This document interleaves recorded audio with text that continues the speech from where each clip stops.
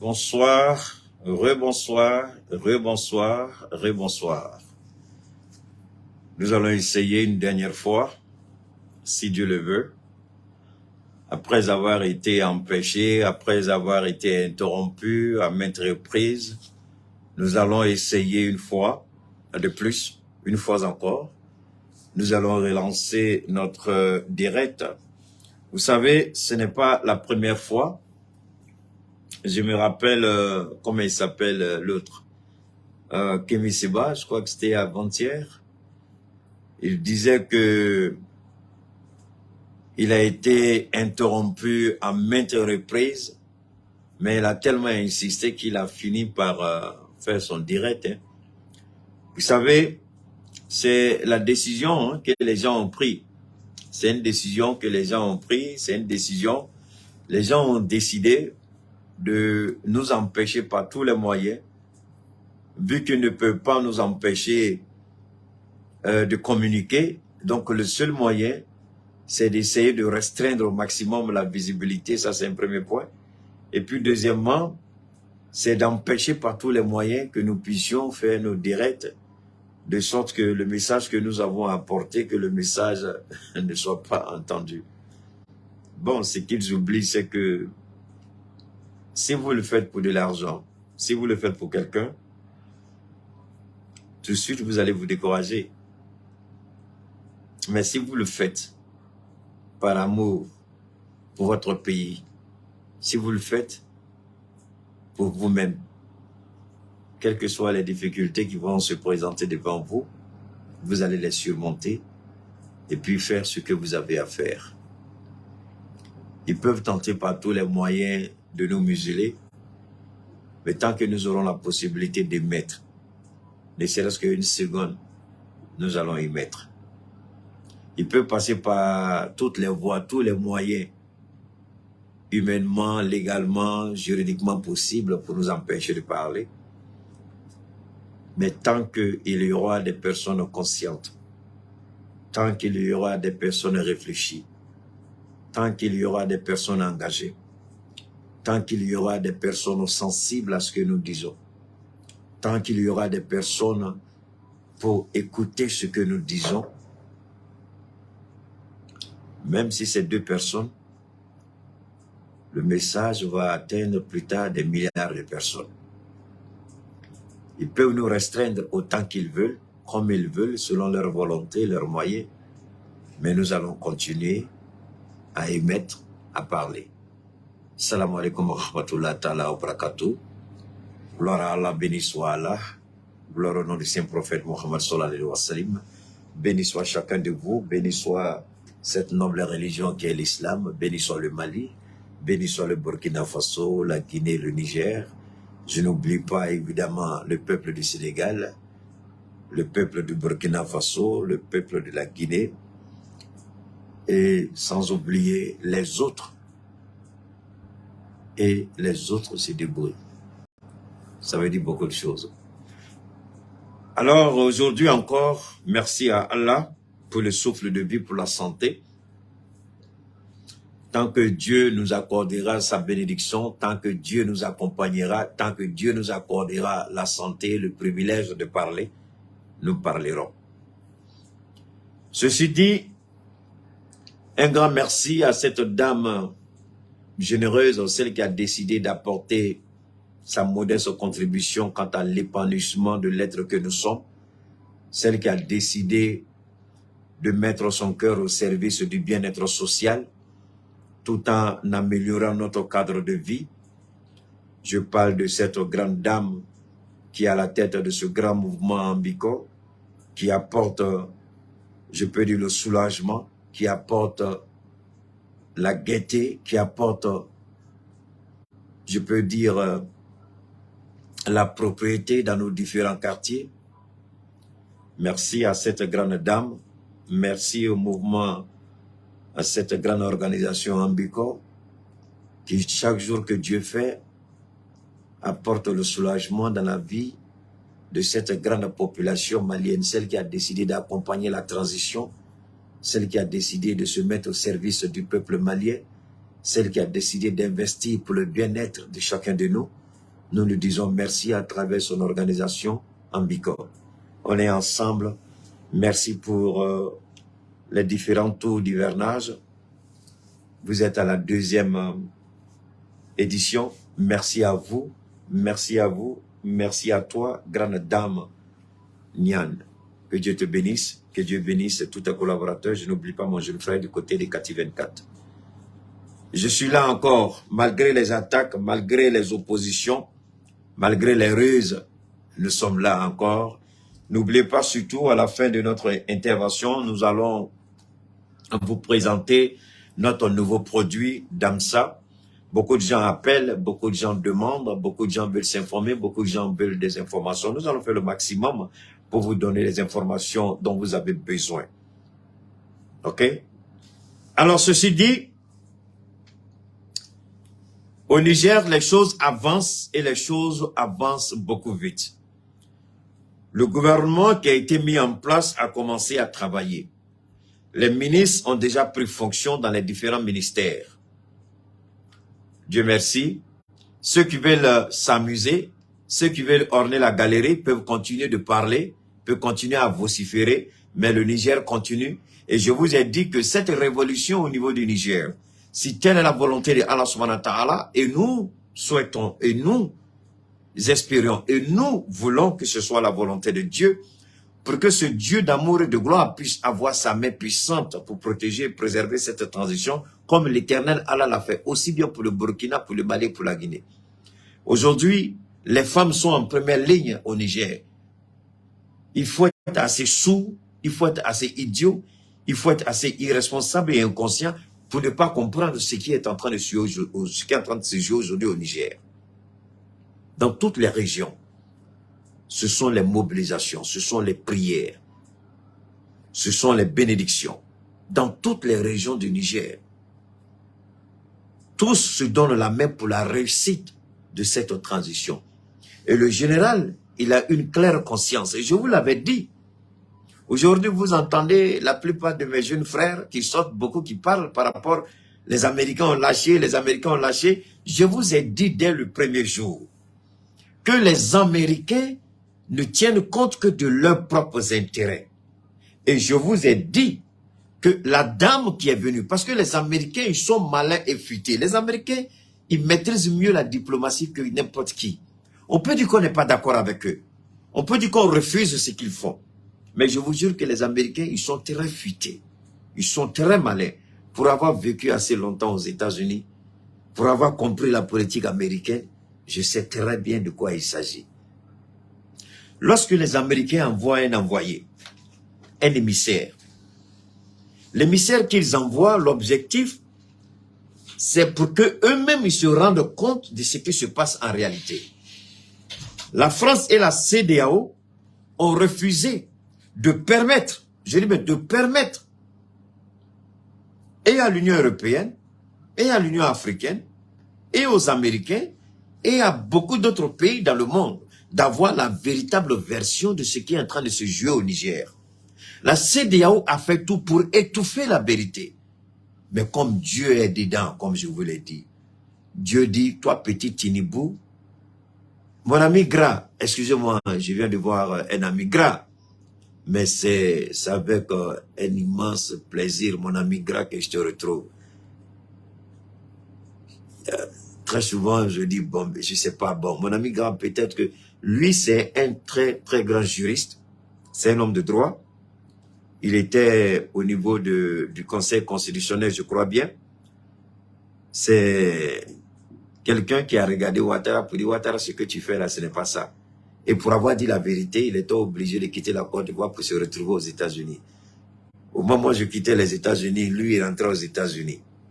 Mais moi, je ne suis pas allé en Côte d'Ivoire, je suis venu directement au Mali, puisque c'est mes origines là, c'est mon pays. Alors lui, aujourd'hui, il est aux États-Unis. Quand on dit qu'il n'y a pas d'exilés, il n'y a pas de prisonniers politiques, il posait la question à M. Gras. Si vous voulez des informations, il est là. Demandez son numéro. Il va vous contacter, il va vous parler. C'est un monsieur qui est très, très, très cultivé et très instruit. Il est à la hauteur. Donc, merci beaucoup, M. Gras. Vraiment, je suis heureux de te retrouver là. Merci infiniment. C'est un monsieur qui me suit, que je suis aussi. Il Il est très bon. Merci pour le combat que tu mènes pour l'Afrique aussi. Alors donc, les Américains, comme je le disais, les Américains, ils ont une idée nette de ce qu'ils veulent. Quand les Français, avec la CEDEAO, ils ont essayé d'étouffer la voix de la vérité. Je vous l'ai dit hier, le mensonge prend l'ascenseur, la vérité prend l'escalier. Mais quelle que soit la durée de la nuit, il fera jour un jour. Quelle que soit la longueur du tunnel, un jour, vous allez sortir forcément. Quelle que soit la duplicité, les manipulations, les mensonges, la corruption, tôt ou tard, la vérité va éclater. Macron, avec son petit jeu, avec Ouattara, Macky Sall, ils ont voulu embarquer avec eux le nouveau président, ancien dealer de drogue, Tinubu, qui les a suivis dans leur jeu, parce que lui, il voulait sécuriser son fauteuil. Parce que Tinubu voulait sécuriser son fauteuil. Tinubu voulait sécuriser son fauteuil présidentiel. Donc, Tinubu, il accepte de rentrer dans le jeu de la CEDEAO en se disant que s'il est impliqué à un certain niveau beaucoup plus avancé au niveau de la CEDEAO, il sera difficile pour la juridiction nigériane de le destituer, même si on arrive à établir qu'il y a une fraude électorale. Et c'est le cas aujourd'hui. Le Nigeria est confronté à un véritable dilemme politique. La preuve de la fraude électorale est établie. Mais aujourd'hui, est-ce que le Nigeria doit s'aviser à destituer un président qui est déjà président d'une organisation? Ce qui n'a jamais été fait dans le monde auparavant. Je ne parle pas de renversement de pouvoir par la force militaire, mais que la loi même vienne vous enlever là. Ça n'a jamais été fait dans le monde. Alors la question qu'on se pose, est-ce que le Nigeria ira jusqu'au bout? Et si le Nigeria va jusqu'au bout, que va-t-il se passer avec la CEDEAO? Ce sera une onde de choc. Donc aujourd'hui, le Nigeria se trouve face à cette difficulté. Que faut-il faire? Ça, c'est un premier point. Deuxièmement, Macron, c'est-à-dire qu'ils ont tellement accéléré le processus de sanctions contre le Niger qu'on a empêché d'entendre la version des militaires. Je vous ai donné une première version des militaires et cette version, elle est officielle. Parce que moi, ma source, c'est directement le général Tiani lui-même qui a donné l'information. Mais avant le général Tiani, il y avait un jeune Nigérien qui est sorti lui-même, qui a donné l'information que le général Tiani a confirmé après. Parce que Bazoum avait pris l'habitude de libérer des terroristes, des chefs terroristes qui ont tué et causé la désolation et au sein de la population nigérienne et au sein de la population malienne et burkinabé. Des chefs terroristes qui ont arrêté et exécuté des militaires dont lui, Bazoum, se réclame être le chef suprême des armées. Comment le chef suprême des armées peut libérer ceux qui ont tué des militaires? On n'a jamais voulu donner la parole aux militaires parce que la France serait désavouée. Jusqu'à aujourd'hui, pourquoi la France veut empêcher le dialogue? C'est pourquoi les gens croient que quand le général Tiani dit « je suis ouvert », le général Tiani n'a jamais fermé la porte du dialogue. D'ailleurs, Alassane Ouattara, c'est un menteur. Ouattara, il a été pris en flagrant délit de mensonge. Il dit que le général Tiani n'a jamais voulu recevoir les autorités religieuses du Nigeria qui sont allées le rencontrer, ce qui est absolument faux. Ouattara l'a dit, hein, vous l'avez entendu. Mais pourtant, les images étaient là pour attester que Ouattara mentait. Ce ne sont pas mes images. Ce sont les images de la télévision nigérienne. Des images qui ont été relayées par la plupart des médias qui se respectent. Et on a vu que le général Tiani, il a bel et bien reçu les ulémas et autres dignitaires du Nigeria qui sont allés. Ils disent, mais attention, ce que nous avons toujours demandé et ce que j'ai toujours demandé, j'ai dit, mais attention, deux se battent. Pourquoi vous n'écoutez pas la version de l'autre? Vous avez écouté la version de l'autre, mais vous n'avez pas écouté la version de ceux qui ont pris le pouvoir. Allez les écouter. Il y a quelque chose qui les a motivés. Pourquoi ils ont pris le pouvoir?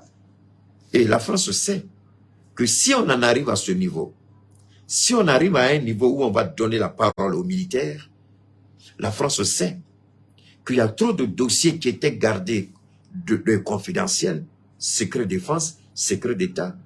Aujourd'hui, le général Tiani, il a la main sur ce dossier. Et ce sont ces dossiers-là qu'on a montrés à celle qui est allée au nom des Américains.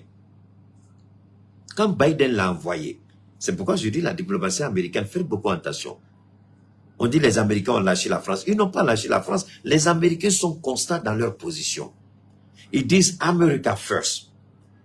Before you got to take any decision, before you got to do anything, the first thing you need to keep in mind as a commander-in-chief is the interest of the United States of America. If you lose that one, you're going to lose the presidency. This is very simple. Donc là-bas, la priorité, c'est l'Amérique, les intérêts américains. Et Biden dit, pourquoi la CEDEAO ne veut pas laisser les généraux la parler? Personne ne s'est posé cette question sérieusement. J'ai essayé de la décortiquer la dernière fois. Beaucoup de gens ont compris. Et même beaucoup de médias occidentaux se sont inspirés de ce que j'ai fait. Vous ne savez pas une chose. La plupart des grands médias en Europe, beaucoup s'inspirent de ce que je fais. Beaucoup vont écouter ce que je fais. Beaucoup vont analyser ce que je fais. Et d'ailleurs, je vous l'ai toujours dit, l'Élysée a mandaté des gens qui sont assis ici, à Bamako, pour décortiquer chaque fois que je sors. Ils sortent et puis ils vont décortiquer. Ils sortent et puis ils font le rapport à Macron. Même ce que je suis en train de vous dire, là, actuellement, ils sont réunis au centre culturel congrès français, non loin de la place de l'indépendance, à Bamako. Ils m'écoutent. Et puis ils font le rapport à Macron.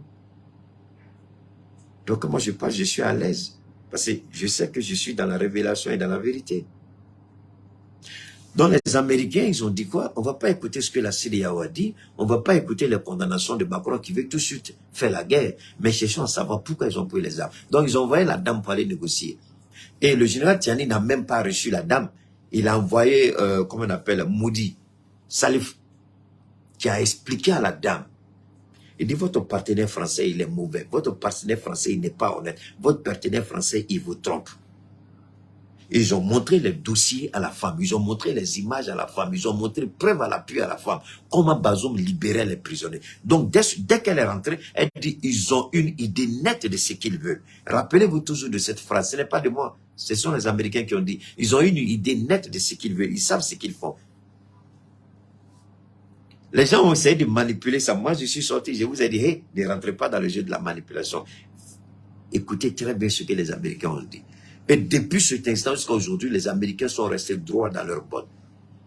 Et voilà une chose. Et les Américains sont en train de confirmer leur ambassadeur. Il n'y avait pas d'ambassadeur des États-Unis au Niger. C'est vrai qu'ils ont commencé les négociations avec Bazoum.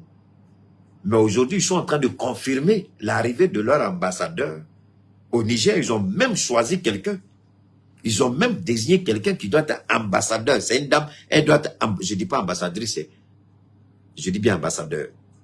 Donc quand je dis ambassadrice, vous savez que c'est quelqu'un qui est flagué. Mais quand je dis femme ambassadeur, ça veut dire que c'est quelqu'un que je respecte et qui mérite la fonction d'ambassadeur. Mais ambassadrice, c'est nomination par copinage, par plaisanterie. Donc, je vous le dis, et les Américains, ils ont confirmé l'arrivée de cette dame-là comme étant ambassadeur des États-Unis. Donc, les Américains, attendez, Tiami, il est président. Dieu seul sait quand il va quitter le pouvoir. Alors, donc, mais les Américains disent, on ne va pas attendre que la transition finisse. Quand les Américains disent on veut retour à l'ordre constitutionnel, c'est ce que j'ai toujours dit. Les gens ne comprennent pas bien. C'est-à-dire que les Français croient qu'ils sont intelligents, ils veulent nous induire tous en erreur. C'est pourquoi je dis toujours, faites beaucoup attention. Quand on vous dit par exemple retour à l'ordre constitutionnel, comment vous comprenez ça? Le retour à l'ordre constitutionnel, c'est très simple. Le retour à l'ordre constitutionnel, c'est très simple. Ça veut dire quoi? Ça veut dire que les institutions doivent... Parce qu'un État ne s'identifie pas par un individu. On parle de la continuité législative. On parle de la continuité administrative. On parle de la continuité de l'État. Donc, Et les gens, ce n'est pas un individu n'est pas un État. Un individu vient par rapport à un moment donné pour accomplir un travail, un devoir. Une nomination n'est pas une nomination à vie. Une élection n'est pas une élection à vie. Bazoum n'a pas été élu à vie. Ce n'est pas un monarque. Donc à tout moment, on peut le destituer. Alors s'il est destitué et que la Constitution reprend le cours normal, alors donc il y a un retour à l'ordre constitutionnel. Aujourd'hui, il y a un retour à l'ordre constitutionnel. Il y a un gouvernement qui travaille pleinement. Des ministres ont été nommés. Des ambassadeurs sont révoqués à longueur de journée. Même l'ambassadeur de Côte d'Ivoire a été révoqué à cause du mensonge grotesque d'Alassane Ouattara. Quand je vous dis que le général Tchamidi Keïta, il y a longtemps, je te suis avant que je prenne le pouvoir, vous croyez que je m'amusais. Allez-y prendre, je vous en prie, allez prendre comment on appelle, le communiqué du CNSP. Je vous demande pardon à cause de Dieu. Allez-y prendre le communiqué du CNSP. Analysez le communiqué du CNSP et allez-y prendre mon intervention que j'ai faite sur Alassane Dramane Ouattara et puis analyser. Vous allez vous poser la question, est-ce qu'ils ont appelé Keïta avant de faire ce communiqué ou bien ils ont écouté Keïta avant de faire ce communiqué? Prenez le communiqué et puis vous allez le lire. Tel que j'ai décrit Ouattara dans le communiqué, ce sont les mêmes expressions qu'ils ont reprises dans le communiqué. Est-ce que vous comprenez? Donc, allez-y prendre le communiqué du CNSP par rapport à Alassane Ouattara. Et puis allez-y prendre mon intervention sur Alassane Ouattara. Écoutez les deux. Écoutez mon intervention. Voilà. Allez-y prendre le communiqué, écoutez, et puis écoutez ce que j'ai dit. Tel que j'ai décrit Ouattara, c'est exactement comme ça que le communiqué a décrit Ouattara. Nous, on parle, c'est Dieu qui fait pour lui, nous on parle. Alors donc, pour vous dire que les Américains, ils n'ont pas besoin de demander l'approbation de qui que ce soit. Les Américains ont déjà adoubé la prise de pouvoir par le général Tiani. Mais comme ils ne veulent pas le faire dans la précipitation, c'est pourquoi les Américains, ils vont parler. Mais je vous jure que si ça va... D'ailleurs même, attendez, pour qu'il y ait intervention, pour que le Conseil de sécurité des Nations Unies puisse donner son quitus pour une intervention, il faut que quelqu'un rédige la résolution, le projet de résolution, alors que c'est la France qui est porte-plume du Niger. Alors, est-ce que la France... Regardez bien comment la situation du Niger est rocambolesque. Regardez comment c'est stratégiquement, géopolitiquement, géostratégiquement. Regardez comment c'est rocambolesque. Regardez bien. Alors, qui va, je vous en prie, qui va rédiger le projet de résolution aux Nations Unies, puisque la France est porte-plume du Niger, comme la France l'était pour le Mali et l'est pour le Burkina. Qui va le faire? Donc, si la France le fait, il y a problème. Ça veut dire que la France était en train de pousser la CEDEAO à entrer en guerre sans respecter l'ordre, je ne dirais pas l'ordre constitutionnel, mais sans respecter la hiérarchie internationale. Qu'il dit que pour que la CEDEAO entre en conflit avec un État africain, membre de la CEDEAO et membre des Nations Unies, membre de l'Union africaine doit donner son approbation. Ça, c'est la première étape. D'abord, c'est la CEDEAO qui elle-même a déjà donné son approbation. La deuxième approbation, c'est l'Union africaine qui a dit non. La troisième approbation, c'est le Conseil de sécurité des Nations Unies qui, visiblement, on sait tous, Poutine a déjà dit qu'il ne veut pas. Donc, on est tous conscients que ça n'arrivera pas. Maintenant, ça c'est au niveau international. Maintenant, au niveau des États, en Côte d'Ivoire, les militaires ont commencé à grogner. C'est pourquoi Ouattara a commencé à mettre de l'eau dans son vin. Les militaires ont dit ils ne vont pas. Et vous avez entendu Chris Yapi, les soldats ivoiriens ont été placés sous écoute. Tenez Brahima, parce que ce sont les services de renseignement israéliens et ça fait honte. Voilà un pays qui dit qu'il est indépendant. Voilà un pays qui dit qu'il a sa souveraineté. Voilà un pays qui est en train de tout sous-traiter avec l'extérieur. Ceux qui protègent aujourd'hui Alassane Ouattara, ce ne sont pas des Ivoiriens, ce sont des Israéliens. Je le répète, ce sont les Israéliens qui surveillent Alassane Ouattara. Alors, s'il a confiance en lui, pourquoi il donne sa sécurité aux Israéliens? S'il est aimé par son peuple, s'il travaille dans son pays, pourquoi c'est aux Israéliens qu'il va sous-traiter sa sécurité?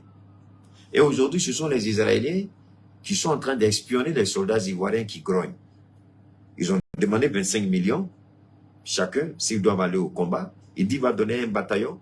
Donc, chaque élément du bataillon demande 25 millions. Il a donné le chiffre. Maintenant, les soldats disent, nous, on ne va pas tant qu'on ne donne pas notre argent. Ça, c'est un premier point. Deuxièmement, ils disent qu'il faut une garantie de l'État. Si on meurt, parce qu'ils ont vu des soldats qui sont morts, des soldats qui ont travaillé pour Ouattara, qui ont été tués. Aujourd'hui, là, il y a, excusez-moi les femmes, j'ai pas envie d'être grossier, toutes mes excuses, mais il y a des femmes aujourd'hui qui sont obligées de faire ce que vous connaissez, qui sont obligées d'être légères pour pouvoir subvenir aux besoins des enfants. Je dis bien, il y a des femmes qui sont obligées aujourd'hui d'être légères. Vous savez ce que je veux dire? Par respect pour les femmes, par pudeur, je ne vais pas aller jusqu'à dire certaines choses. Mais il y en a qui sont légères aujourd'hui pour pouvoir subvenir aux besoins, mais qui ont donné leur vie pour la patrie, leur vie pour le pays, mais que le pays ne reconnaît pas, que le pays n'a pas reconnu, ou du moins, ceux qui sont à la tête du pays refusent de leur reconnaître cela. Alors, donc, il y a des soldats qui ont dit, écoutez, on voit des femmes, je n'aime pas ça du tout. Hein. Aujourd'hui, on voit des soldats qui sont convaincus, qui connaissent la réalité. Mais attention, on a nos frères qui sont morts. Nous-mêmes, on est obligés de soutenir leurs épouses. On voit comment leurs filles, ceux qui sont morts pour laisser des filles en âge un peu avancé, qui n'ont pas les moyens, elles deviennent aujourd'hui la cible facile de la société, de la perversion. Et c'est ça que nous vivons. Ces soldats-là disent, nous ne voulons pas faire ça. Mais ça sert à quoi d'aller sacrifier des vies si vous pouvez vous asseoir pour parler? Ça sert à quoi d'aller liquider des vies si vous pouvez vous asseoir pour parler? Ça coûte quoi de s'asseoir et puis parler? Oui, pourquoi vous avez pris le pouvoir? On a pris le pouvoir tout simplement parce que le président Bazoum, il a trahi le peuple, il a déshonoré le peuple. Comment? Voilà les preuves. Chaque fois que nous menons des opérations militaires au péril de nos vies, les terroristes que nous arrivons à arrêter, et même les chefs terroristes, Bazoum dans le dos du peuple et de la justice, dans le mépris total de la reconnaissance de ceux qui ont sacrifié leur vie, Bazoum libère ces terroristes et les remet dans la nature. Les mêmes terroristes reviennent encore plus déterminés, plus engagés, parce qu'ils savent chaque fois qu'on va les arrêter, ils seront libérés. Voilà le raisonnement des terroristes au Niger. Ils savent que chaque fois qu'on va leur mettre la main dessus, ils seront libérés.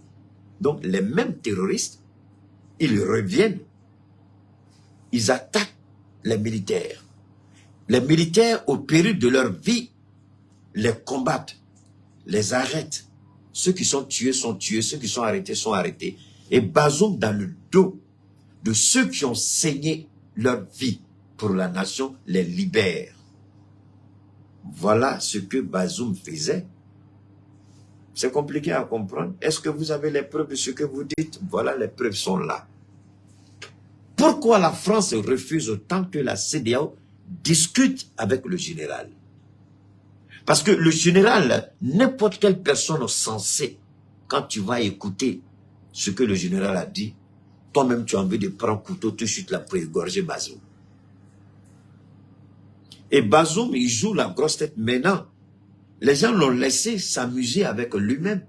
Aujourd'hui, ils sont sortis, on dit, et je vais vous mettre à l'aise. Il y a un petit journaliste sur une de les chaînes de télévision françaises qui dit qu'ils n'ont rien contre Bazoum. Parce que aujourd'hui, la chaîne française là, elle s'est donnée pour objectif de contrecarrer, de contre-attaquer par tous les moyens possibles, par tous les mensonges possibles, toutes les bonnes actions de la transition au Niger. Ils disent que non, ils n'ont rien contre Bazoum, seulement les appels, ils n'ont rien, mais ils sont bêtes, ils sont vraiment idiots. Est-ce que, honnêtement, vous pensez que quand les gens ont laissé Bazoum, Il y a un opérateur économique qui gérait les communications de Bazoum. Il y avait, au niveau de la présidence, excusez-moi, au niveau de la présidence, il y a la base de données des communications du président sont stockées. Donc, je vais vous amener à mieux comprendre. C'est quand je vous dis que France 24 a peur de moi, je vais vous donner une preuve tout de suite.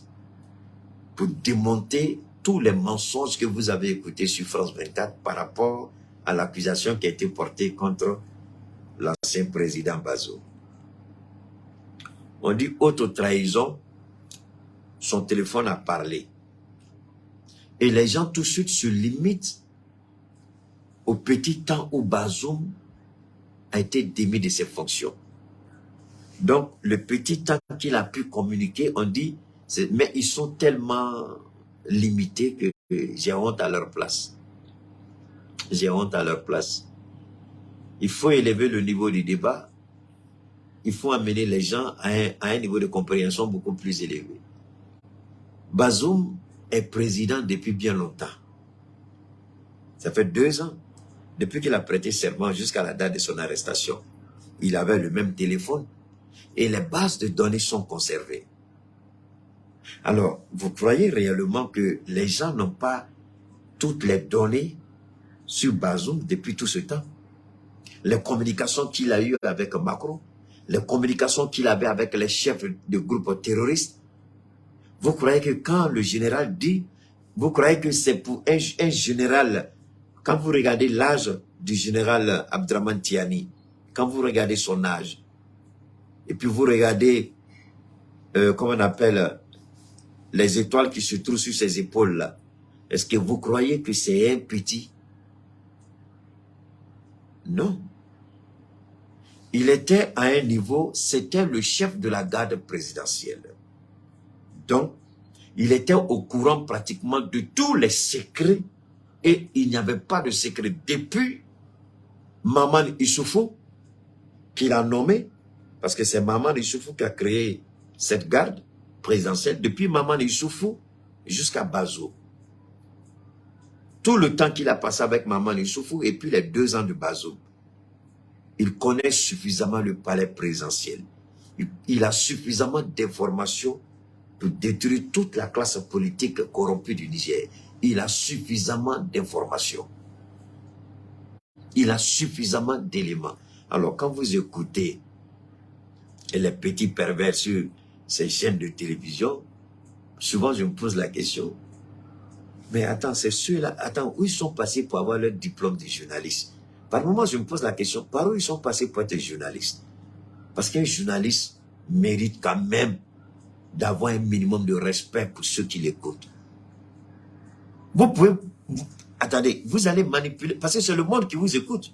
Ce n'est pas seulement nous, en tant que peuple africain, ou seulement les Français, mais les gens vous écoutent de par le monde. Mais vous-même, vous étalez votre nudité intellectuelle, votre inconsistance morale, votre incapacité psychologique, votre défaillance morale et votre incompétence intellectuelle. Parce qu'il y a longtemps que Bazoum est président. Et ce monsieur-là, il était le chef de la garde présidentielle il y a longtemps. Donc, toutes les communications, il en sait quelque chose. Toutes les communications passent par lui. Il est le chef du renseignement au niveau de la présidence en tant que chef de la garde présidentielle. Donc, s'il est chef du renseignement et chef de la garde présidentielle, vous croyez que quelle information il n'a pas?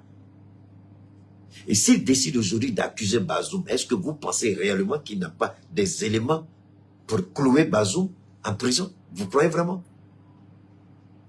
C'est là qu'il faut faire beaucoup attention quand les gens parlent. Donc, les Américains ont tiré les leçons et les Américains sont arrivés à la conclusion selon laquelle que la France les a trahis. Comme ils sont partenaires et alliés au niveau de l'OTAN, la guerre en Ukraine et maintenant au Niger, les Américains n'ont pas envie de dire certaines choses. Si c'était Donald Trump, il allait parler. Mais Biden, il est plus politique que Donald Trump.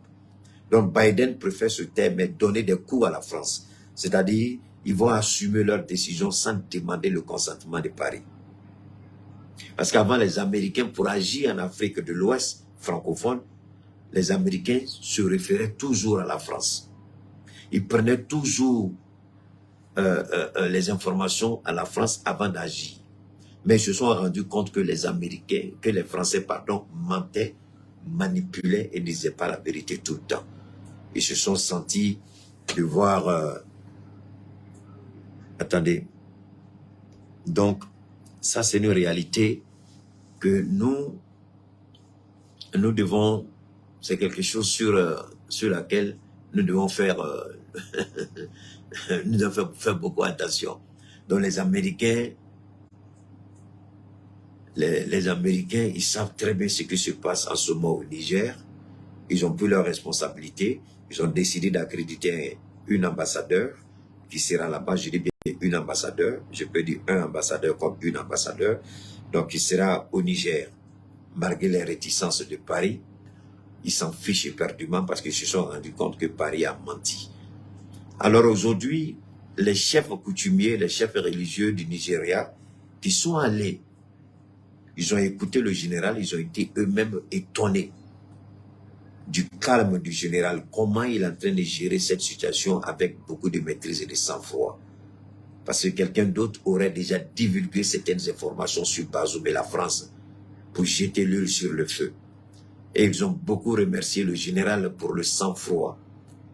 Parce que la France croit qu'on a cette époque où il faut faire la grande gueule, où il faut mentir, où il faut manipuler, où il faut faire ceci. On a dépassé cette époque. Et la France n'a pas encore compris que cette époque-là où... Je vais vous faire écouter quelque chose. Hein. J'espère que vous allez pouvoir... J'espère que vous allez apprécier ce que je vais vous faire écouter. On va essayer d'écouter quelque chose rapidement. On va écouter. Vous allez voir sur les médias en France, leur plus grand souhait, c'est d'abord, on nous insulte, on nous manipule. Voilà, je voudrais que vous écoutiez ici. C'est important, écoutez celui-là. Écoutez celui-là, vous allez voir, je vais vous ramener, je n'ai pas encore fini, il faut aller. Je ne sais pas fermer, il faut partir.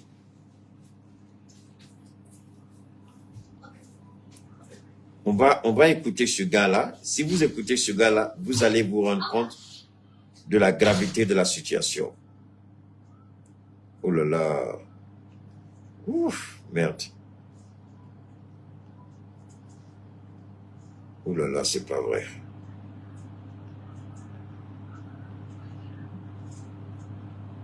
Oh là là, j'ai du mal à pouvoir jouer mon truc là. Bon, je n'arrive pas à jouer les gars, hein. J'ai un truc là, mais je n'arrive pas à jouer. J'ai un truc, j'ai du mal à jouer, je sais pas pourquoi. J'ai du mal à pouvoir jouer ça, je sais pas, ça ne passe pas quoi. Ça ne passe pas. Ça ne passe pas, ça ne passe pas, ça ne passe pas. Merde. Je voulais vous faire écouter une intervention, mais malheureusement, c'est pas possible. Je n'arrive pas à vous faire passer ça, c'est... Je n'arrive pas à faire passer le vocal. Oh là là, c'est pas vrai. Bon, on va écouter, je vais voir si...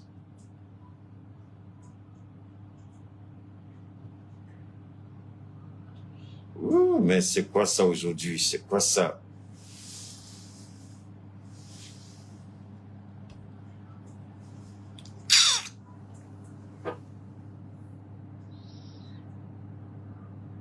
Oh là là. Le défi. Et nous pensons que même si c'est un défi qui est injuste, qui nous a été imposé, nous devrions être à mesure de nous mettre ensemble pour le relever. Et vous allez le relever, Inch'Allah. Il n'y a aucune crainte de ce point de vue. On va écouter le Premier ministre. Est déterminé.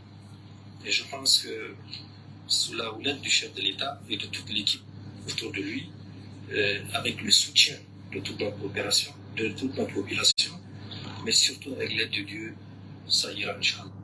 C'est toujours à propos de la situation au Niger, Alors, le Conseil national de la sauvegarde de la patrie. Alors, quand vous regardez pendant que CEDEAO a coulé, la CEDEAO est en train de crier, jacasser, la France est en train de s'exciter de tous les côtés.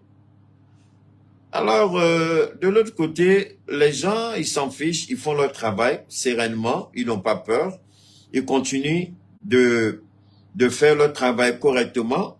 On va voir ici. Il était agressé de l'extérieur, on le sait. Et n'étant pas sûr de la cohésion de l'armée, de l'état de son moral, de ses capacités à faire face à cette situation. Écoutez, hein. Si c'est la Constitution dans sa lettre qui devait être appliquée, il y avait des risques que ce pays qui constitue un... Voilà un président qui était en France, devant son papa, devant sa maman, devant son maître colon, Emmanuel Macron, le ripoux, l'irresponsable inconscient Bazoum, était en train de justifier la prise du pouvoir par le fils de Déby. Il dit, si on devait respecter la Constitution, ça allait être compliqué. Donc, il ne fallait pas respecter la Constitution au motif, selon lui, que la sécurité nationale ou sous-régionale était en jeu. Ce n'est pas nous, c'est Bazoum qui l'a dit. Écoutons-le. Le pays était agressé de l'extérieur, on le sait. Et n'étant pas sûr de la cohésion de l'armée, de l'état de son moral, de ses capacités à faire face à cette situation, si c'est la Constitution dans sa lettre qui devait être appliquée, il y avait des risques que ce pays, qui constitue un pôle de... Donc, on ne doit pas appliquer la Constitution lorsqu'on n'est pas sûr du moral de l'armée. Ça, c'est Bazoum qui le dit. Ça, c'est Bazoum qui le dit. Parce qu'on n'est pas sûr du moral de son armée, il ne faut pas respecter la Constitution. Parce qu'il y a une agression extérieure, une rébellion des terroristes, il ne faut pas respecter la Constitution. Mais alors, le Mali subissait une agression extérieure de toutes les parts. On dit qu'il faut respecter la Constitution. Retour à l'ordre constitutionnel. Le Niger, avec ce que le Niger vit, ça ce sont les propos. Vous savez, Dieu il est fidèle. Dieu il est bon. Dieu est merveilleux. Dieu a pris Bazoum dans son propre piège. C'est ce même monsieur qui a dit que l'armée nigérienne n'est pas aguerrie pour combattre les terroristes et qu'il a besoin de la France. C'est lui qui a dit. Voilà un président qui justifie la prise du pouvoir d'un pays pour faire plaisir à son père et à sa maman qui est la France. Quand la France dit que vous êtes bon, quand la France dit que vous êtes bon, quand la France dit que vous êtes bon, ça veut dire que vous êtes mauvais. Quand la France dit que vous êtes mauvais, ça veut dire que vous êtes bon. Est-ce que vous comprenez? Quand la France dit que vous êtes bon, ça veut dire que vous êtes mauvais. Mais quand la France dit que vous êtes mauvais, ça veut dire que vous êtes bon. Et la France a trouvé que Bazoum était bon. Voilà le président déchu. C'est celui-là qui dit que la prise du pouvoir par les armes au Tchad était largement justifiée et que la Constitution n'avait pas besoin d'être appliquée. Aujourd'hui, le cas similaire s'applique au Niger, on dit retour à l'ordre constitutionnel. Mais il y a un retour à l'ordre constitutionnel, puisque le Premier ministre, écoutez bien ce que je suis en train de dire. Est-ce que le Tchad a trahi la CEDEAO? Posez-vous cette question. C'est le Tchad qui avait été envoyé en tant qu'émissaire. C'est pas ça? C'est pas le président du Tchad qu'on a envoyé quand Bazoum avait été arrêté. Maintenant, regardez ce que le général Tchani fait. Il envoie le premier ministre de la transition au Tchad. Et le premier ministre de la transition est reçu par son homologue du Tchad, le premier ministre du Tchad. Je vous dis que la prise du pouvoir est en train d'être consommée. Je vous ai dit que Bazoum désormais est conjugué au passé. Dès l'instant où le Tchad reçoit le premier ministre du Niger, le Tchad reconnaît l'autorité du général Tchani, le Tchad reconnaît l'autorité de la transition, c'est terminé. Je n'ai pas dit que le Tchad, c'est extraordinaire, mais ça veut dire déjà que le pouvoir est en train de se consolider. Maintenant, le Premier ministre va commencer à visiter tous les pays amis, entre griffes. Tous ceux qui vont le recevoir reconnaissent automatiquement l'autorité de la transition au Tchad et au Niger. Donc, les menaces de Ouattara, c'est ridicule, c'est répugnant, mais ça n'ira nulle part. Parce que Ouattara ne pourra pas. Parce qu'aujourd'hui, les gens sont en train de parler, c'est-à-dire que s'il devait avoir une intervention au Niger, l'intervention aurait dû avoir lieu depuis longtemps. Et tous les spécialistes, tous les techniciens, tous les grands stratèges militaires vous diront que vu la situation aujourd'hui, c'est quasiment impossible pour la CEDEAO d'intervenir. Beaucoup de paramètres désormais sont à prendre en compte. Et la CEDEAO ne peut pas gérer ces paramètres. Le pouvoir est en train de se consolider. Le pouvoir est en train de s'installer. Le pouvoir a conquis le cœur du peuple du Niger. Je vais vous donner 2 éléments. Lorsque le président paie à son âme, El Hadj Sékou Touré, lorsque son pouvoir a été attaqué, je crois, en 1970, je ne sais pas, entre 70 et 72, c'est le peuple de Guinée qui a arrêté les assaillants. C'est la population guinéenne qui a arrêté les assaillants. Les militaires étaient débordés. Les mercenaires, c'est la population guinéenne qui les a arrêtés. Lorsque les militaires ont tenté de renverser le président Erdogan en Turquie, à Ankara, c'est la population qui est sortie après l'appel d'Erdogan à partir d'un petit poste de radio, à partir d'un téléphone, une petite station de radio, il a lancé l'appel. La population est sortie pour faire sortir les militaires des chars blindés pour les livrer.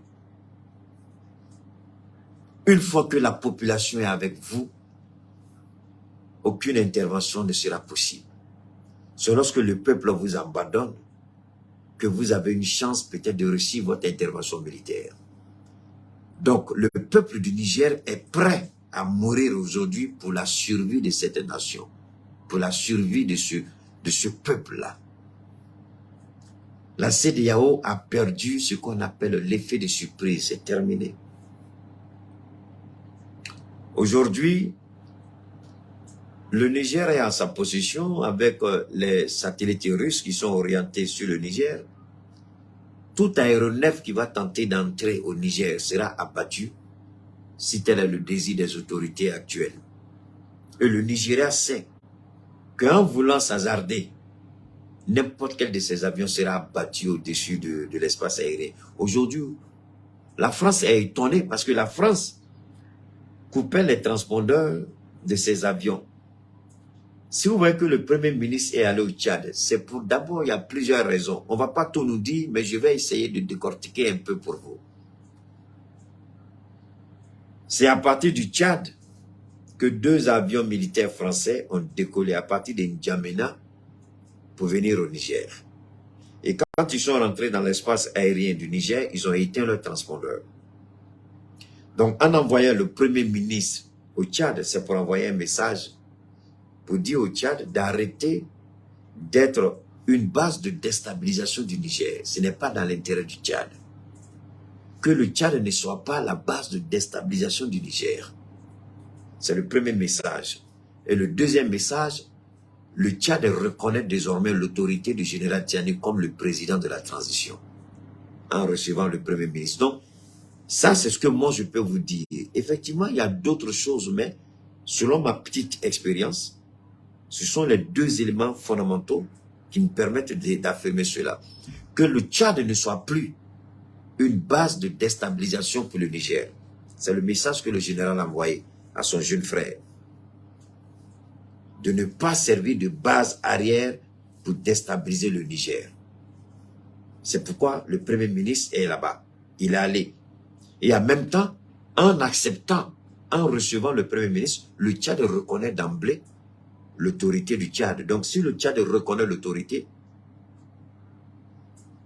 du général Tiani, le Tchad n'a plus de raison de vouloir déstabiliser. Le Tchad n'a plus de raison de vouloir déstabiliser. Donc déjà, la France a perdu un soutien de poids qui est le Tchad. C'est pas fini. Le Premier ministre va se rendre aussi bien au Mali, au Burkina, en Guinée, mais plus au Togo. Pour dire au Togo de rester dans la dynamique, parce que le Togo est en train de vaciller. On n'a pas besoin du Niger. On n'a pas besoin du Bénin, pardon. Vu qu'on a déjà retiré notre ambassadeur de là, on n'a pas besoin du Bénin. Alors donc, peuple du Niger, il y a un travail extraordinaire qui est en train d'être fait. Et moi, je suis content parce que le peuple du Niger aujourd'hui est en train de travailler et le peuple du Niger ne se soucie même pas de ce que la CEDEAO veut ou de ce que la CEDEAO ne veut pas. C'est-à-dire qu'on ne donne même plus d'importance à cette CEDEAO. Et aujourd'hui, la CEDEAO vient de creuser sa propre tombe. Il y a une bande audio que j'ai voulu vous faire écouter, malheureusement ce téléphone-ci ne me permet pas de le faire. J'ai du mal à ouvrir comment on appelle ça, le fichier, mais c'est pas grave. Aujourd'hui, ce qui est fondamental, la CEDEAO a creusé sa propre tombe. Et la France avait voulu étouffer, empêcher tout dialogue avec les autorités de la transition. Parce que la France sait que s'il y a un dialogue, s'il y a une rencontre, s'il y a des échanges, la vérité sera sue. On connaîtra la vérité. Et qui t'en va? On connaîtra la vérité. Et cette vérité-là, la France, en manipulant la CEDEAO, veut empêcher que le monde soit au courant de ce qui s'est passé. Parce que le général Tiani est assis sur une mine d'informations. L'attitude de la France dans la tentative de déstabilisation de la sous-région. Pourquoi la France veut tant déstabiliser le Burkina et le Mali à partir du Niger? Et ça, ce sont des informations crédibles que le général a. Et que le général a échangé avec l'état-major et la présidence du Mali et du Burkina.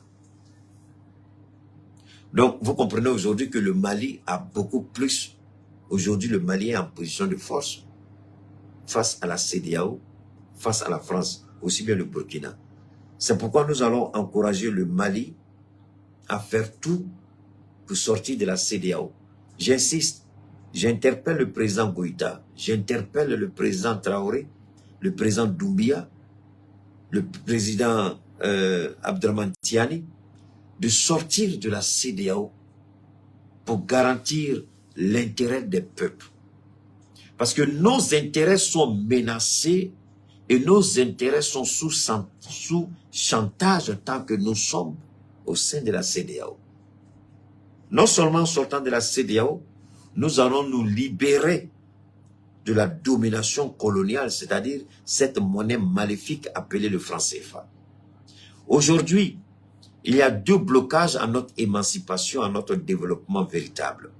C'est vrai que des décisions courageuses ont été prises aussi bien au Mali, au Burkina qu'en Guinée. Le peuple du Niger attend les mêmes au Niger. Mais tant que ces deux éléments-là nous maintiennent encore dans une forme de coopération dominée, alors, donne-moi une seconde. Moi, je n'ai pas le temps pour les idiots qui viennent ici raconter leur vie de merde. Alors donc, il est important pour nous, il est fondamental pour nous, que nous quittions et la CEDEAO et l'UMOA. En quittant la CEDEAO et l'UMOA, nous garantissons notre souveraineté monétaire. Nous déterminons notre souveraineté monétaire. Nous affirmons notre souveraineté monétaire. Parce qu'on ne sera jamais indépendant tant qu'on n'a pas le contrôle de notre monnaie. On ne sera jamais indépendant tant que notre économie ne repose pas sur notre propre politique monétaire. On ne sera jamais indépendant tant qu'on ne comprendra pas les béabas du mécanisme de la souveraineté monétaire. Tant que c'est quelqu'un qui va décider pour nous siéger dans notre conseil d'administration, décider et parler à notre nom, on n'est pas encore indépendant. Donc sortir de la CEDEAO n'est pas aujourd'hui un choix, c'est une nécessité absolue pour l'affirmation et la confirmation de notre souveraineté, de notre indépendance.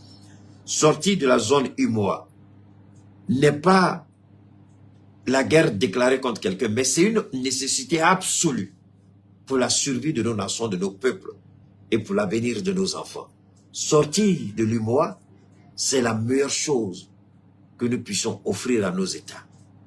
Donc sortir de la CEDEAO et de l'UEMOA, c'est le plus grand bien qu'on pourra faire à nos différents peuples.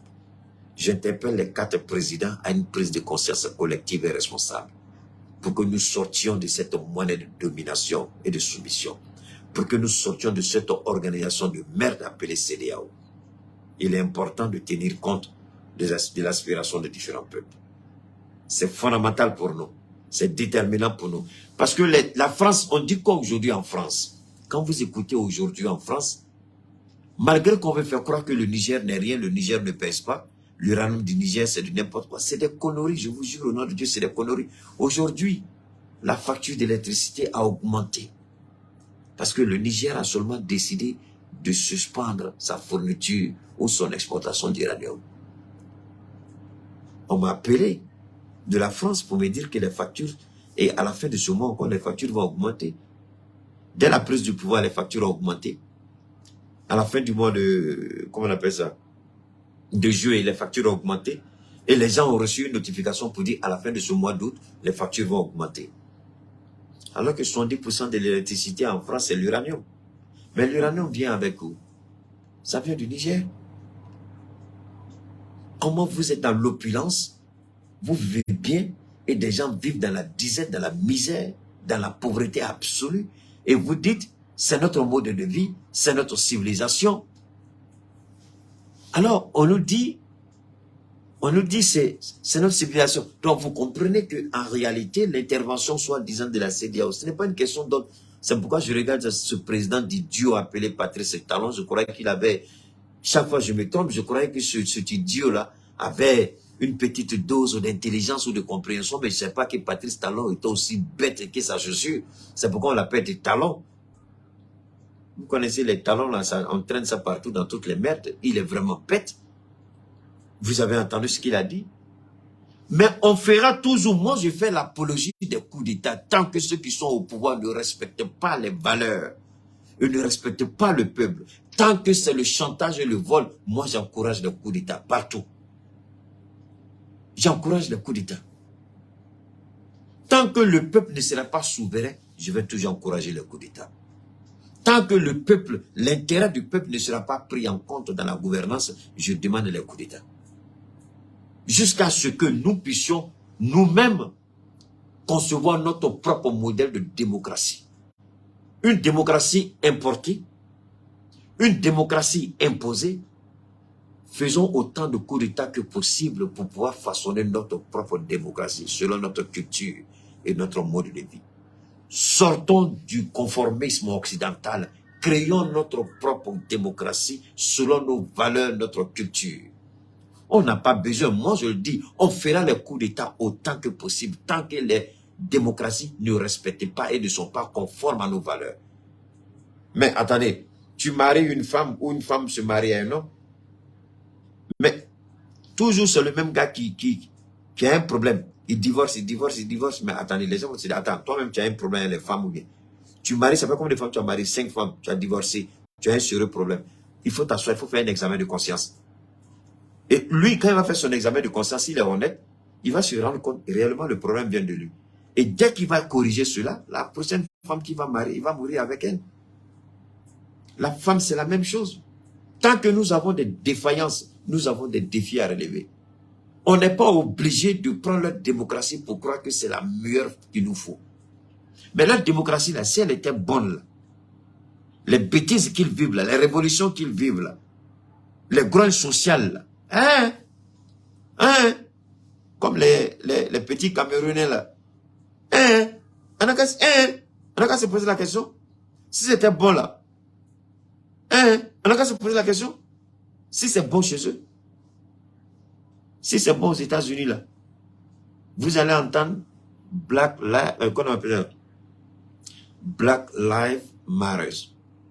La vie de l'homme noir compte. Si la démocratie avait un sens, est-ce qu'il y aurait à avoir, comment on appelle ça, le racisme? Aujourd'hui, même dans la police américaine, le racisme est là. Vous êtes noir. On vous arrête tout de suite parce que vous êtes noir. Moi, à chaque fois, j'insultais les policiers. J'ai dit, vous m'arrêtez parce que vous êtes raciste, vous m'insultez. Parce que là-bas aussi, c'est ça. Ça n'a rien à voir avec les policiers de merde ici par moment, mais là-bas, tu insultes. Ah, moi, je l'ai fait, hein. J'ai insulté. J'ai dit, tu es raciste.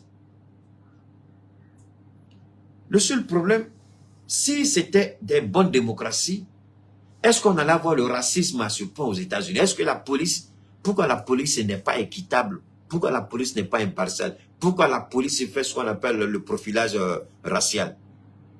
Pourquoi? Ça, c'est la démocratie. En France, vous regardez comment les immigrés, comment on appelle ça, nos parents qui sont immigrés chez eux, là, regardez comment ils sont traités. Il n'y a pas d'exemple de démocratie, un modèle, c'est-à-dire un modèle excellent de démocratie n'existe pas. La seule démocratie, c'est la démocratie de Dieu. C'est tout. Je ne dis pas la charia, n'allez pas mélanger ce que j'ai dit, je ne parle pas de charia, j'ai dit la démocratie de Dieu. Élevez le niveau du débat, ne prenez pas ça de façon littérale. Donc, laissez-nous créer notre propre démocratie. Laissez-nous façonner notre propre démocratie. Et l'insérer dans l'ordre mondial. En ce moment-là, il n'y aura plus de coup d'État. Parce que c'est vous les idiots là qui avez envoyé coup d'État. C'est vous qui avez demandé qu'on tue les présidents. C'est vous qui avez demandé qu'on manipule les constitutions pour se maintenir au pouvoir. Là, vous nous parlez de quoi là? Le Niger est en train de s'en sortir. Le Niger est en train de réfléchir. Le Premier ministre, c'est un ministre très, très, très engagé. Le Premier ministre, là, il est grave que Shogel Kokala Maïga. Le Premier ministre, là, il est grave que le Premier ministre du Burkina Faso. C'est-à-dire que tous les pays qui sont dans la transition, là, mais les Premiers ministres, là, sont graves.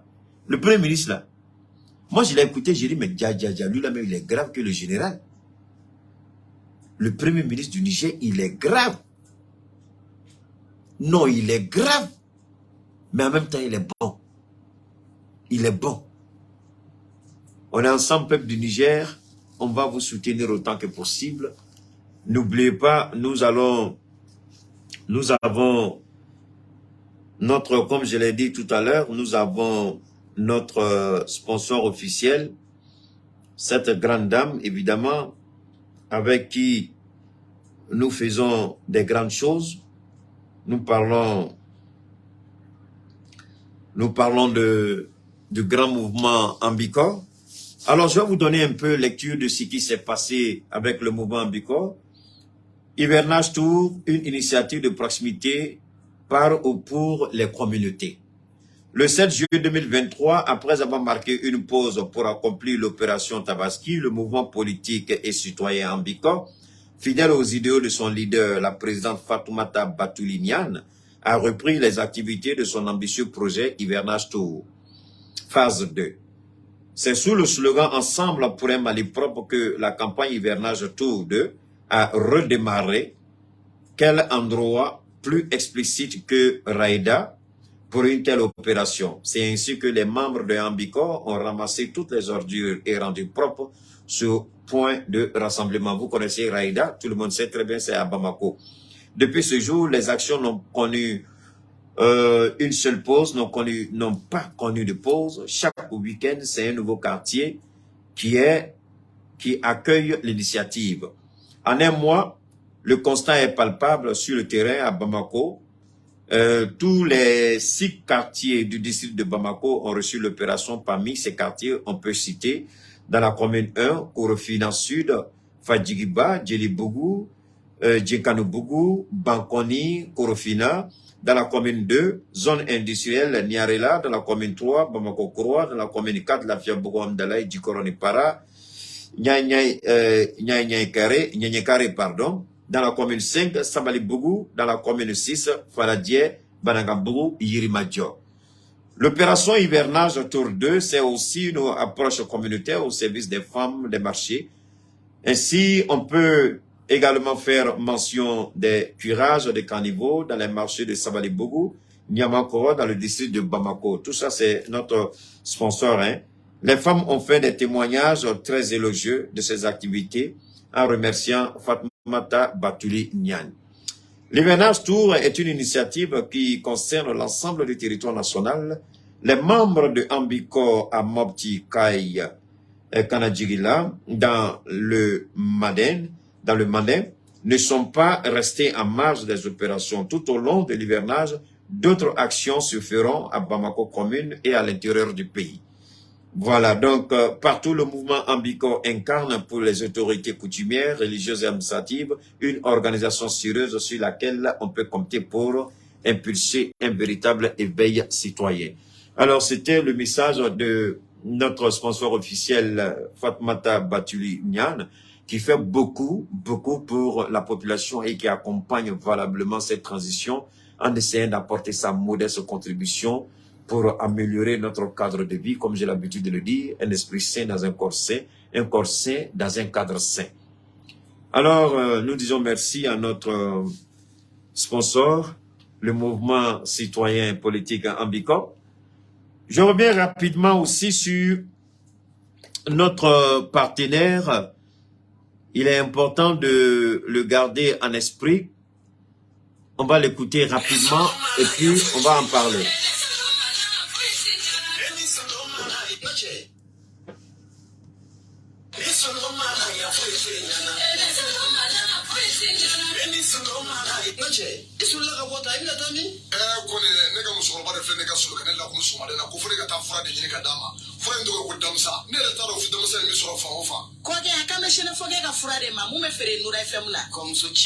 Fura in ka ɲi kosɛbɛ, fura in tɔgɔ de ko Damsa. Kabini ne ye fura in sɔrɔ waati min na, n lafiyara. Ne dɔ banna dɔrɔn n bɛ taa dɔ ta. K'a daminɛ mɔgɔ jolisira bɛɛ lajɛlen fura in bɛ boli a bɛɛ lajɛlen na. Mɔgɔ bɛ fili i niyɔrɔ dumuni ma nka i niyɔrɔ kuma e ti fili o ma. Ne yɛrɛ de ye sinafɔkɛ ye. A ye fɛn o fɛn fɔ fura in na a bɛ fɛn kɛ min ka jugu ni nin bɛɛ ye. N ko don dɔ la ne dɔnbaga dɔ y'a terimuso su ka kɛ ne ka fura in kan k'a san. Musokɔrɔba ko ale dan t'a denmuso ka kɔnɔdimi in ban cogo la tuguni. Nka a dara la don kelen a ye bidɔn 1 san. O kɔfɛ a nana bidɔn 5 de san. Sisan ne n'o kɛra k'a sababu kɛ ala ni den in furakɛli kama. Ala barika la bi ne y'a ye jamana ɲɛmɔgɔ sera ka papier ta k'a di an ma n'an ka ma ko carte professionnelle o ti kɛ gansan ni ko ma kɛ ko ti dɔn. Fura in bana mana k'i farikolo fan o fan fɛ a bɛ don k'a sama k'a bɔ farikolo la pewu k'i lafiya k'a kɛ i n'a fɔ i bolo cogo. Damsa fura lakika don. O kɔfɛ an ye sɛgɛsɛgɛli kɛ fura wɛrɛw la kɛrɛnkɛrɛnnenya i n'a fɔ diabète ani tension k'an tɛgɛ da a bana kisɛ yɛrɛ kan walasa an ka se ka mɔgɔw nafa ni a ye k'o fara Damsa ko in kan ni ala sɔnna ma an ka se ka mɔgɔw bɔ u ka degun kɔnɔ. Ko ne ko aw ma mun yɔrɔ ka ja sunafɔkɛ a ka telefɔni numéro bɛ sɔrɔ. Min ye n balimakɛ a ka nɛgɛjuru sira o bɛ sɔrɔ o tɛ dɔwɛrɛ ye i mago b'a la a mana kɛ mun ye furako in ye fo ka taa se mɔgɔ wɛrɛ ma i bɛ se ka sunafɔkɛ k'a yɛrɛ wele 75 01 63 95 walima 66 11 78 49 n'o ka gɛlɛn maa min ma i bɛ se k'i senfa biribiri ka taa mun ye Jɛnɛbugu bɔlɔntanterrain yɛrɛ kɛrɛfɛla la ye i mana sunafɔkɛ ɲininkali kɛ maa ma la bɛɛ lajɛlen b'a yɔrɔ yiri la. Alors, donc, c'était le message de notre partenaire Suleiman Sanogo, qu'on appelle communément en Sénépoutier, l'homme qui est à l'origine de ce traitement Damsa. Damsa, c'est je peux dire, c'est un ensemble de produits. Ce n'est pas un seul produit, c'est un ensemble de produits. C'est-à-dire que vous avez le cancer, vous êtes diabétique, vous avez l'hépatite B, l'hépatite C, vous avez des infections pulmonaires, des infections cardiaques, des infections rénales, vous avez des problèmes de kyste, vous avez des infections de la prostate, au niveau des femmes, l'utérus et autres. Donc, pour chaque souci de santé, il y a un traitement spécifique. Je le répète, pour chaque maladie, il y a un traitement spécifique. Ce n'est pas un traitement pour toutes les maladies, non. Beaucoup de gens appellent ou beaucoup de gens laissent des messages, parlez-nous de ton produit. J'ai dit souvent, Vous, quand vous allez voir un médecin, est-ce que vous dites au médecin, médecin, je suis venu te voir, il faut me dire de quoi tu es capable, ou bien parle-moi de ta spécialité, ou bien parle-moi de ce que tu guéris. Non, quand vous allez voir un médecin, vous lui dites ce que vous avez, vous expliquez votre souci et votre état de santé. Ensuite, le médecin vous fait passer des analyses, il fait un diagnostic, et puis vous dit, voilà ce qu'il vous faut. Donc, si vous voulez, vous avez besoin du traitement, ce que je vous conseille, quand vous laissez des messages, dites exactement ce dont vous souffrez. Dites-nous exactement ce que vous avez. En ce moment-là, on vous dira, voilà le traitement qui convient au mal que vous avez. Voilà le traitement qui convient à ce que vous avez dit. Que ce soit la prostate, que ce soit l'hémorroïde, que ce soit l'hépatite B, que ce soit l'hépatite C, que ce soit le cancer, que ce soit l'infection pulmonaire, que ce soit l'infection cardiaque, que ce soit la drépanocytose, que ce soit au niveau de la prostate, que ce soit au niveau de l'utérus. Quand vous dites exactement ce que vous avez, en ce moment-là, nous, on vous dit, voilà le traitement qui convient. Par moment, ça peut être un cocktail de médicaments. Mais ça dépend de la complexité du mal que vous avez. Si c'est un mal qui vous avez pratiquement 2, 3, 4, 5 maladies en même temps, donc il y a un cocktail qu'on vous propose. Mais j'insiste, ce produit, le Damsa, n'est pas un produit pour traiter tout. Il y a chaque produit, le Damsa, il y en a jusqu'à 12 catégories. Jusqu'à 12 catégories. Donc, il y a des cocktails qu'on vous propose ou il y a des médicaments simples qu'on vous propose, mais ça dépend. Donc, je vous en prie, si vous nous contactez, dites-nous exactement ce dont vous avez besoin, quel est votre souci de santé, qu'est-ce qui vous amène à nous contacter. En ce moment-là, on vous propose aussi simplement que possible. Maintenant, les personnes qui m'ont déjà contacté, j'ai déjà fait le recensement, j'ai à peu près une 50aine de personnes qui ont déjà, depuis la dernière fois, je n'ai pas pu vous répondre. C'est aujourd'hui que j'ai pris le temps de recenser tous les messages. Donc, Inch'Allah, demain, individuellement, je vais vous envoyer tous des messages. Dès que vous nous répondez, automatiquement, on prend en compte votre commande, quoi. Voilà. D'ici là, portez-vous bien. Que Dieu vous bénisse et à très bientôt. On garde le contact.